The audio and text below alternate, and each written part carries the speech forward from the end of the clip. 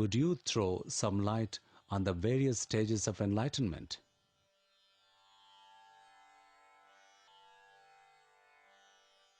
Basically, in this process of enlightenment, the first thing which most often happens is the flowering of the heart.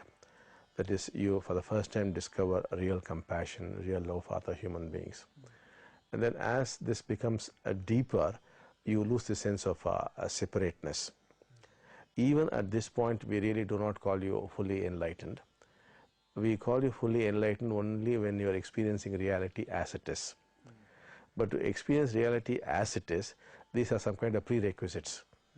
Only then it happens in a big way. So these may be called stages of enlightenment. Is enlightenment synonymous to oneness?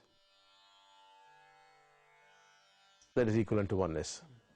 But of course, oneness itself takes off from there, and then it finally becomes oneness with God, or oneness with cosmic consciousness. It is the ultimate oneness. Is each person's enlightenment absolutely unique? Is absolutely unique. It depends upon his background, his conditioning, what happened in his childhood, his own seeking, his religious conditioning. So all these things are involved. How do you give enlightenment? How is it possible to give it to another?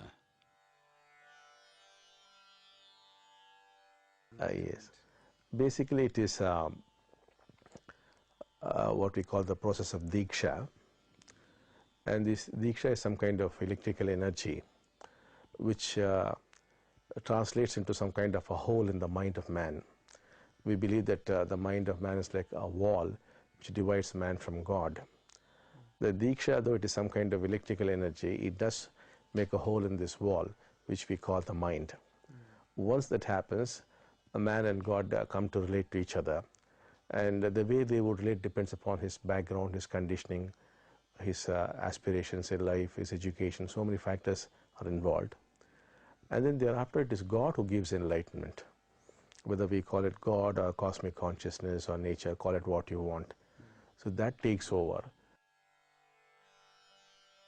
Is this something for which you have been preparing for a long time? Yes, my whole life has been some kind of preparation for this ever since I was a child.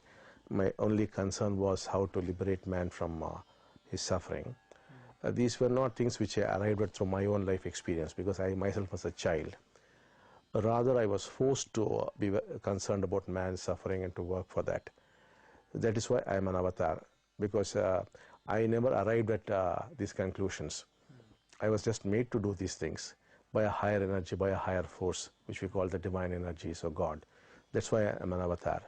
So ever since I've been a child, I've been made to do certain practices. No human made me do these things, but I was made to do these things by higher energies. So I've been doing all that for many years. So that has given me the ability to directly, I myself do not give Deeksha. I make others give Deeksha. So I'm more like a powerhouse, and the others are like step-down transformers who receive the energy and then pass it on to people. Yeah. So my function is to remain as a powerhouse for some time. That's how Deeksha is given and how enlightenment or God realization occurs. Does the Deeksha process affect the brain?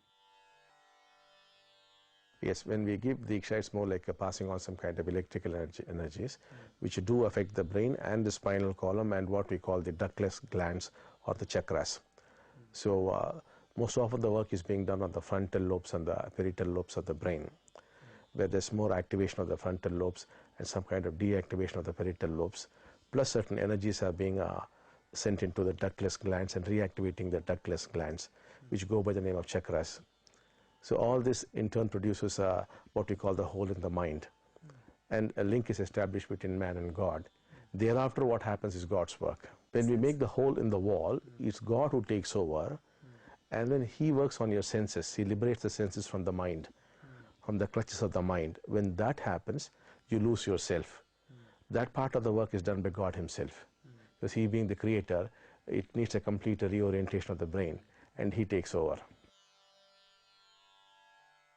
What is your view of the various faiths of the world?